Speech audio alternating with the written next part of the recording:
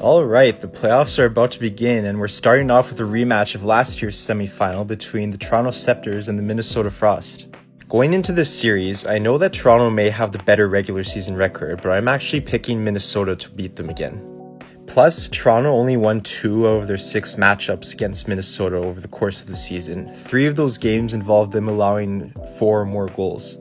Now, I get you may not think too much of that, given that the regular season and the playoffs are 2 very different entities of gameplay. I definitely think that this series is going to come down to who has the better goaltending, for sure. Keep in mind that Toronto's backup goalie, Reagan Kirk, is still out with an injury and will be unavailable at the start of the playoffs. This will give Christian Campbell full control of the net to start. Expect CJ to be playing backup during this time. If you look at Christian Campbell's stats from last year's series, she only allowed 5 total goals in all 5 games that she played on a total of 126 shots on goal with her in net. It was just that in Game 5, she happened to allow a goal at a bad time on a beautiful shot by Taylor Heisey if I remember correctly. I'll probably post that clip later. However, I wouldn't blame her for losing that series. I think Toronto just couldn't manage to solve Minnesota's goaltending. Now shifting the talk over to Minnesota, I know that Maddie Rooney was their number 1 goalie and played better throughout the season, but I think that they're going to go with Nicole Hensley for Game 1 after her performance in their final 2 games of the season. If you don't remember last year, Minnesota did play Hensley in Game 1 and she allowed 4 goals to a 4-0 defeat. After that, they played Rooney for the rest of the series, and they may have lost the second game as well, but it was when the series went back to Minnesota that it took a complete shift. Look, she only allowed 2 goals in the 4 games she appeared in? Like, come on.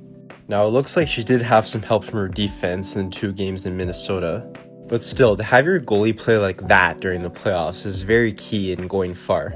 Now, I know I have talked a lot about the goaltending in this series, but you still won't want to underestimate the scoring by both teams. Keep in mind that last year during Game 3 is when Natalie Spooner came down with her ACL injury. This obviously wasn't the only reason why Toronto couldn't get it done, but it was definitely a key factor, I think. This happened after Spooner scored 20 goals during the season, which was 9 more than second on the team. The scorers that I think that Minnesota need to watch out for this time around are Daryl Watts and Hannah Miller. We might have to add Jessie Comfort to that list, who is one of my picks for most improved on the team this season. Last year, she spent most of the season centering the third line. This season, she's been playing in the top 6, and she's went from 1 goal last year to 9 this year. I certainly hope that one of them isn't going to go down with a bad injury this time. However, I know that Minnesota is that type of team that's going to play that type of way and potentially injure their opponent. Now, I do think that Toronto has to look out for some of Minnesota's players themselves. Like Kendall Coyne-Schofield, I think has just been a bit too good recently. And I already mentioned it, but they're going to have to watch out for Taylor Heisey's amazing shot. And you know for sure that Britta Curl is going to be a big target in this series. I expect that Toronto fans are going to be booing her every time that she touches the puck. I think the Toronto players are going to have to play cautious around her, because if there's one player Minnesota has that may cause an injury, it's going to be Britta Curl. And I also can't forget about Brooke McQuigg as well. Going into the season, I definitely didn't think that she was going to be one of the team's best scorers, but watching her play every time, I'm so impressed. Not only can she pitch in offensively, she also has a very physical edge to her game. I really hope that Toronto is prepared for this. Now, there's one last thing that I want to talk about, and that's gaining contribution from the defensive end as well as depth. If you look at Minnesota's list of defense, what I notice is players that can contribute on both ends of the ice.